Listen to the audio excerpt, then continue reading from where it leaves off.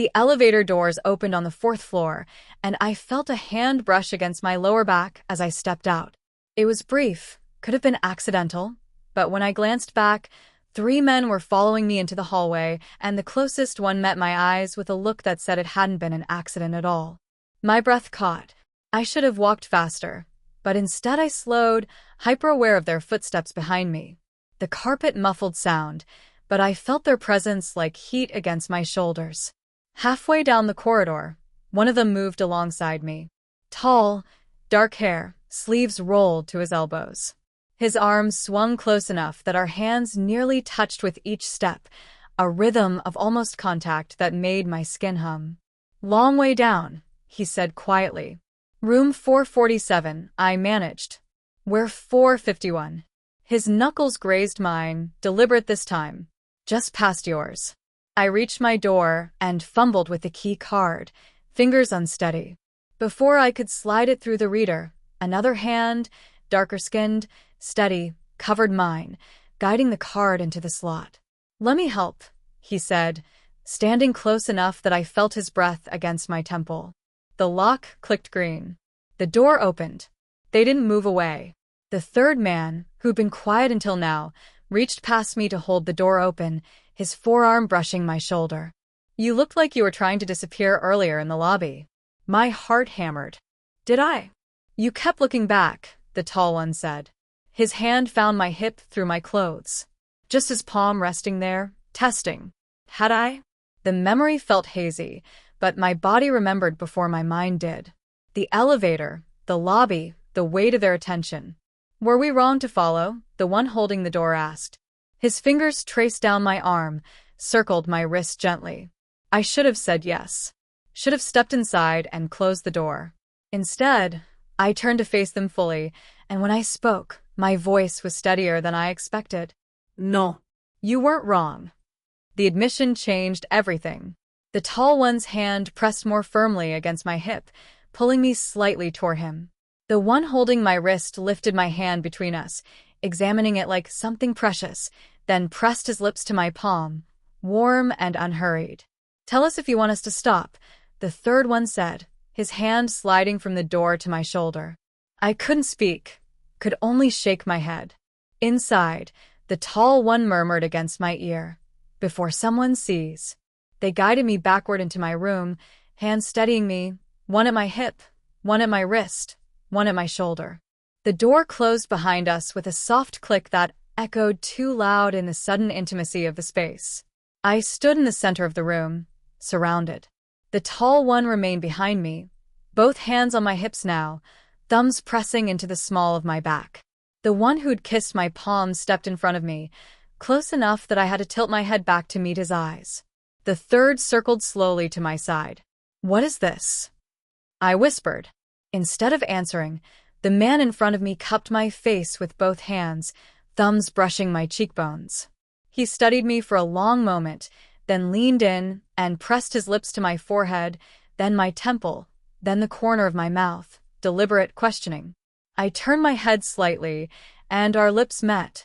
The kiss started soft, almost tentative, but when I leaned into it, his hands slid into my hair and deepened the contact. Behind me, the tall one pulled my hips back against him, steadying me as I softened into the kiss. The third man's hand found mine, fingers interlacing. When the kiss broke, I was breathing hard. "The bed," the tall one said quietly, "before you fall." They walked me backward, supporting me between them. My legs hit the mattress and I sat, then lay back as they arranged themselves around me, one on each side, one at the foot. 3 points of contact, 3 sources of warmth. The tall one propped himself on one elbow beside me, his hand sliding beneath my shirt to rest on my stomach, skin against skin.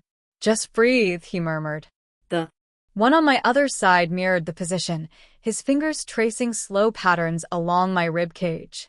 The third wrapped his hands around my calves, thumbs pressing into muscle. "Tell me what you want," the man touching my stomach said.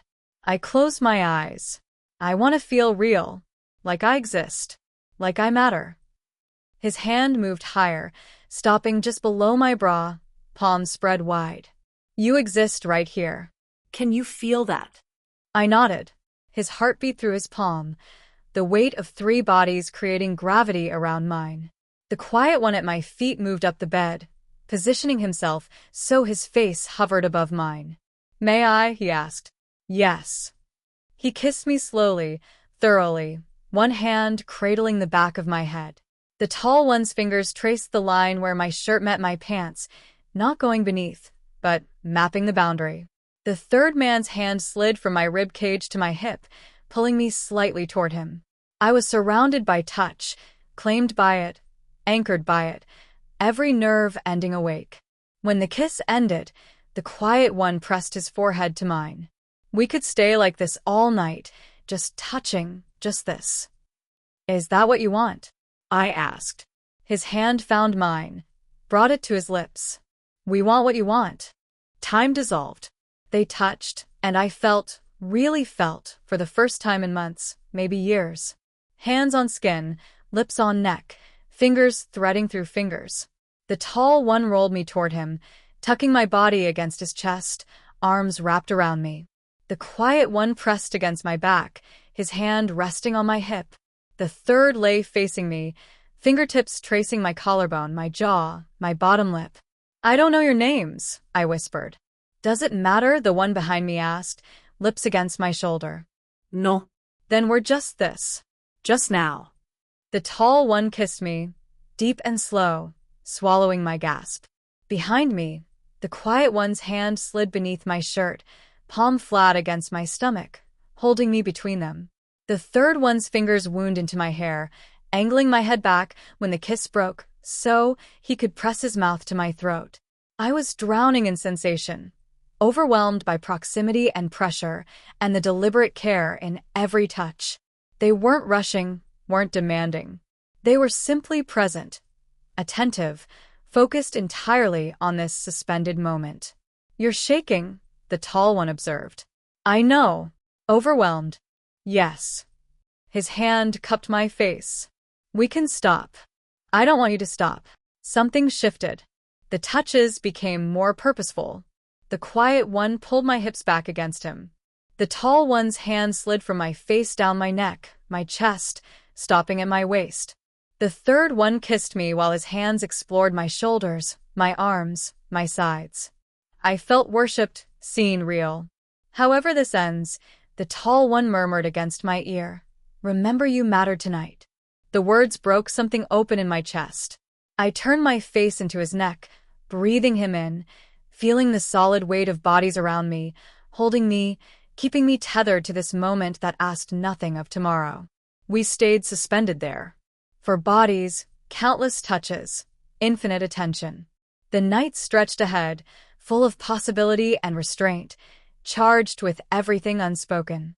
And for the first time in longer than I could remember, I felt completely, undeniably alive.